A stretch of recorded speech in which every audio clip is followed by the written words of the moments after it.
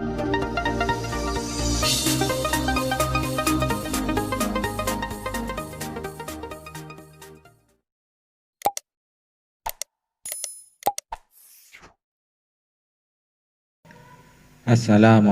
warahmatullahi wabarakatuh. Ila hadratin Nabi Mustafa Sayyidina Muhammadin Rasulillah sallallahu alaihi wasallam wa jami' alihi wa ashabihi wa jami'il anbiya'i wal mursalin wal malaikatil muqarrabin wa syuhada'i wal awliya'i was salihin wa masyayikhina fid din masyarikil ardi la magharibiha radhiyallahu anhum lahumul fatihah. A'udzu billahi minasyaitonir rajim. Bismillahirrahmanirrahim. Alhamdulillahi rabbil alamin. Ar-Rahmanir Rahim. Maliki yaumiddin. Iyyaka na'budu wa iyyaka nasta'in. Ihdinas siratal mustaqim.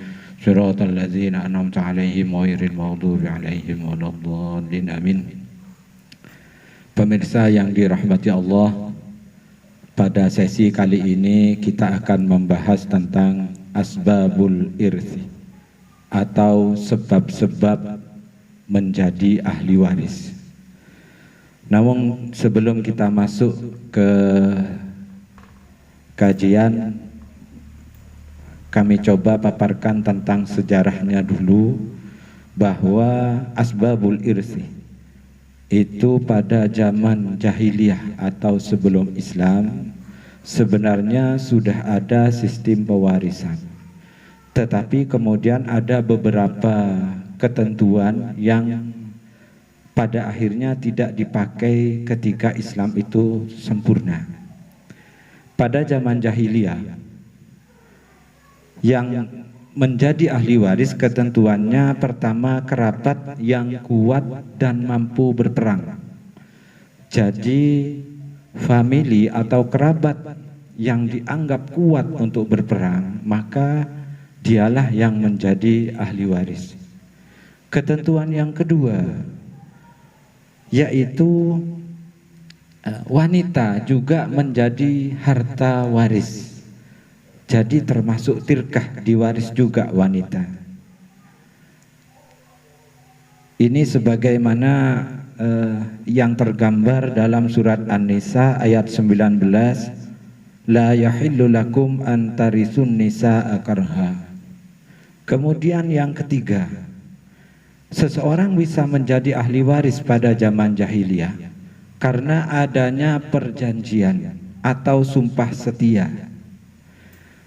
Ini termaktub di dalam surat An-Nisa ayat 33, yang potongan ayatnya berbunyi walladzina aqadat aymanukum fa'atuhum nasibahum. Itu gambaran pada zaman jahiliyah.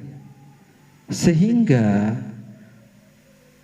orang yang menjadi ahli waris itu bisa karena kuat berperang, famili kuat berperang, bisa karena sumpah dan janji. Ada juga yang tabani, itu bisa jadi ahli waris, atau anak angkat, atau adopsi, jadi bukan anak asli. Ini tergambar dalam surat Al-Ahzab ayat 4. Wa ma ja'ala ad'iyaakum abna'akum, al-ayah.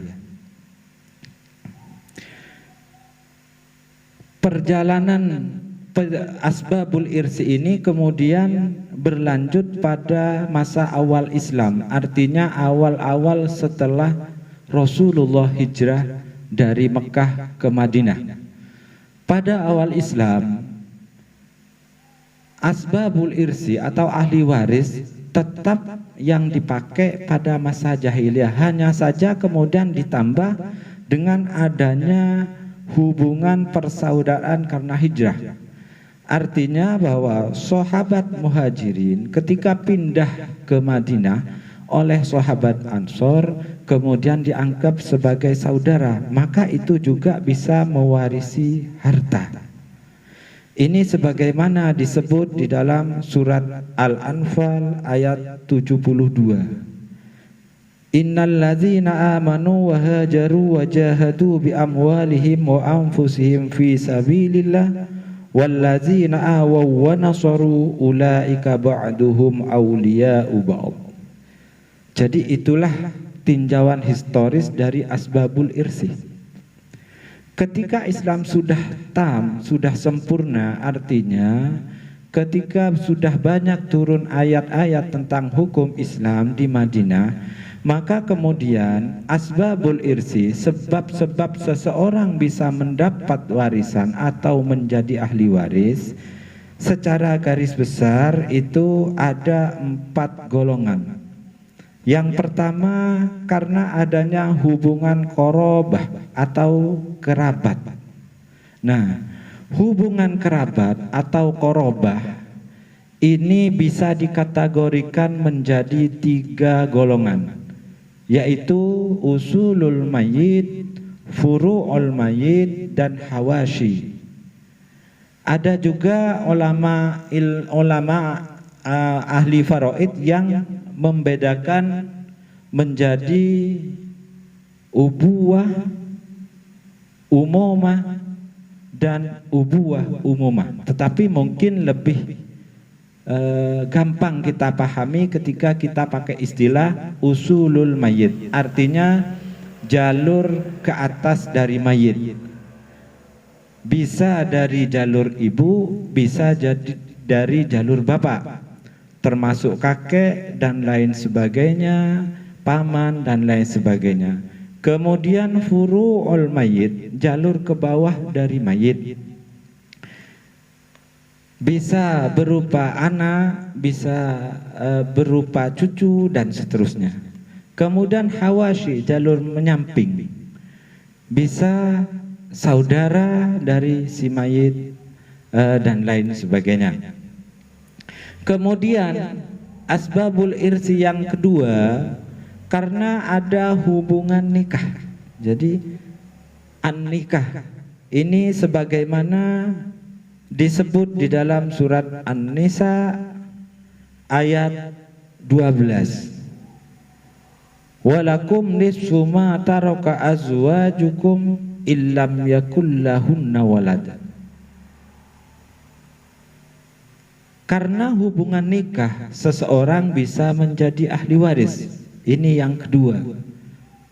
Yang ketiga, karena hubungan al-wala, artinya hubungan perbudakan, karena telah memerdekakan budak. Ini disebutkan di dalam hadis muttafaqun alaih yang berbunyi innamal wala'u liman a'taqah. Kemudian yang terakhir, karena ad-din, sama agama, artinya Islam. Ini sebagaimana juga disebutkan dalam hadis riwayat Ahmad dan Abu Daud, ana warisu man la warisalah.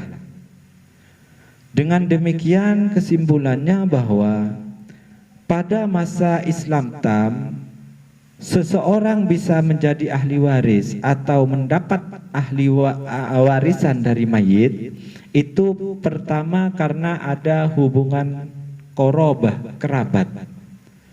Yang kedua bisa karena hubungan nikah. Yang ketiga bisa karena hubungan memerdekakan budak atau al-wala. Yang keempat ad-din. Maksudnya yang keempat itu nanti pada sesi berikutnya akan diterangkan, karena adanya harta yang dimasukkan ke Baitul Mal. Tetapi kemudian dari sekian ini sehingga ditemukan jumlah 25 seperti pada sesi yang lalu, itu bisa jadi batal karena hal-hal tertentu. Ini disebut dengan mawani'ul irsi, hal-hal yang bisa menghalangi seseorang menjadi ahli waris. Bab mawani'ul irsi ini akan dibahas pada sesi yang akan datang. Dengan demikian untuk sesi asbabul irsi cukup sekian. Apabila ada kurang lebihnya mohon maaf. Akhirul kalam, wallahul muwafiq ila aqwamit thariq. Wassalamualaikum warahmatullahi wabarakatuh.